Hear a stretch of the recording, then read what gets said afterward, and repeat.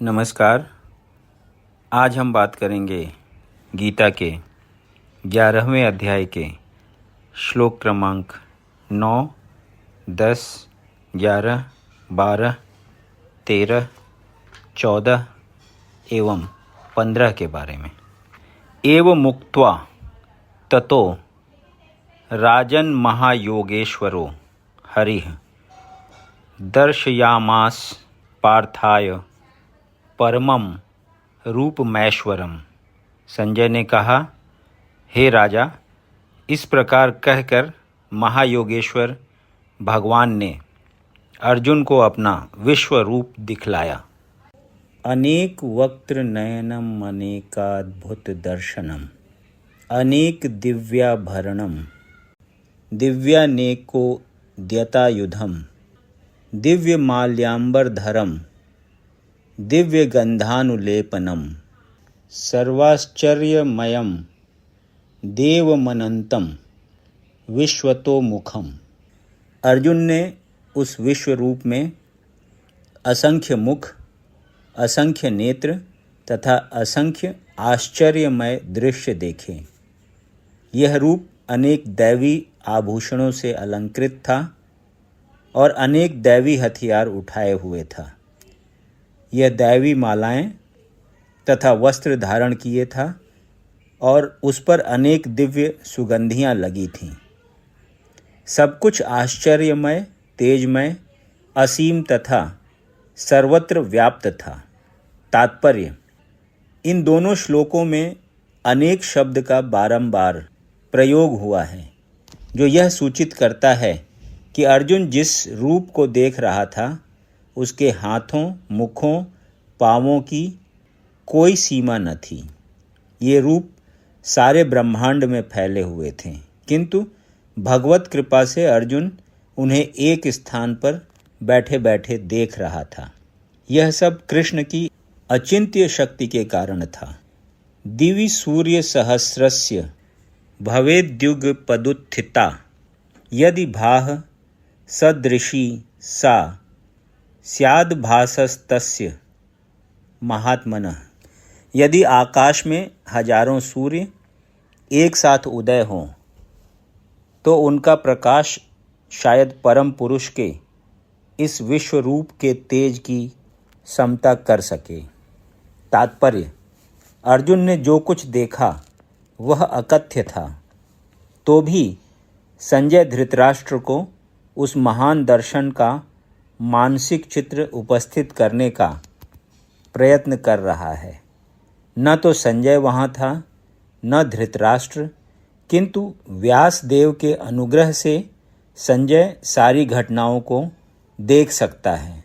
अतएव इस स्थिति की तुलना वह एक काल्पनिक घटना से कर रहा है, जिससे इसे समझा जा सके। तत्रैकस्थं जगत्कृत्सनं प्रविभक्तनेकधा अपश्यद्दैवदेवस्य शरीरे पांडवस्तदा।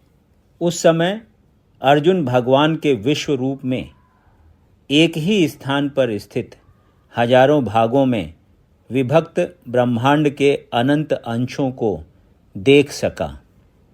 तात्पर्य: तत्र शब्द अत्यंत महत्वपूर्ण है।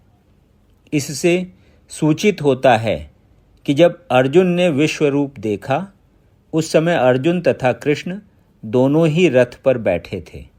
युद्ध भूमि के अन्य लोग इस रूप को नहीं देख सके, क्योंकि कृष्ण ने केवल अर्जुन को दृष्टि प्रदान की थी। वह कृष्ण के शरीर में हजारों लोक देख सका। जैसा कि वैदिक शास्त्रों से पता चलता है कि ब्रह्मांड अनेक हैं और लोक भी अनेक हैं। इनमें से कुछ मिट्टी के बने हैं, कुछ सोने के, कुछ रत्नों के, कुछ बहुत बड़े हैं तो कुछ बहुत बड़े नहीं हैं। अनेक रथ पर अपने रथ पर बैठकर अर्जुन इन सबों को देख सकता था, किंतु कोई यह नहीं जान पाया कि अर्जुन तथा कृष्ण के बीच क्या चल रहा था। ततः स विस्मयाविष्टो हृष्टरोमा धनंजयः प्रणम्य शिरसा देवं कृतांजलिर्भाषत। तब मोहग्रस्त एवं आश्चर्यचकित रोमांचित हुए अर्जुन ने प्रणाम करने के लिए मस्तक झुकाया और वह हाथ जोड़कर भगवान से प्रार्थना करने लगा। तात्पर्य: एक बार दिव्य दर्शन हुआ नहीं कि कृष्ण तथा अर्जुन के पारस्परिक संबंध तुरंत बदल गए।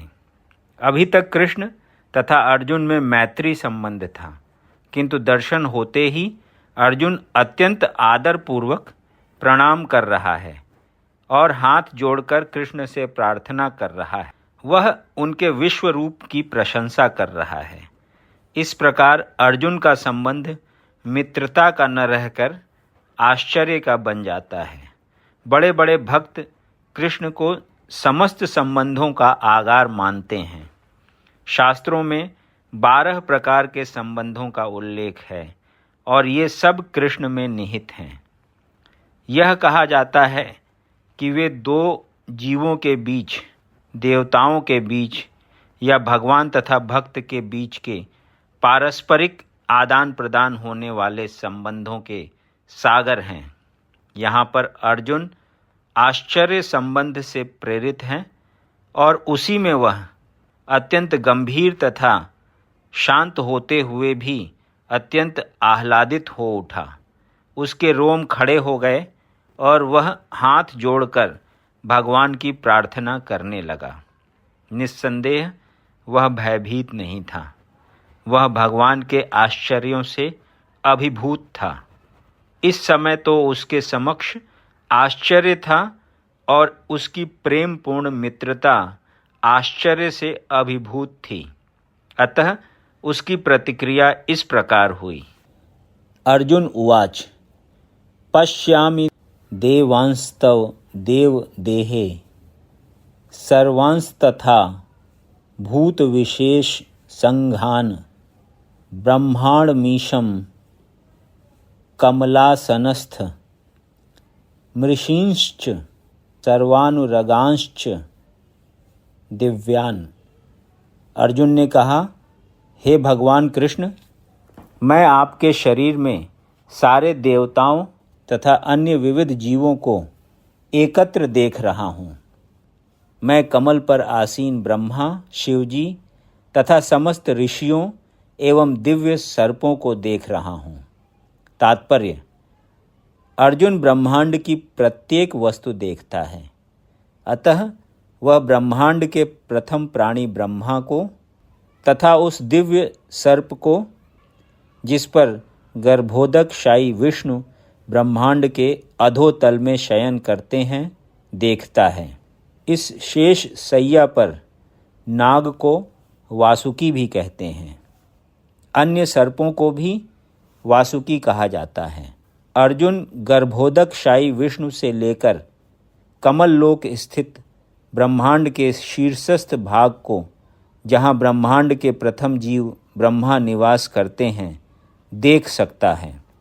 इसका अर्थ यह है कि अर्जुन आदि से अंत तक की सारी वस्तुएं अपने रथ में एक ही स्थान पर बैठे बैठे देख सकता था। यह सब भगवान कृष्ण की कृपा से ही संभव हो सका।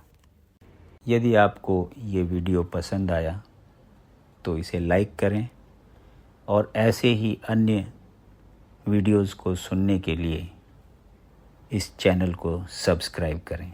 धन्यवाद।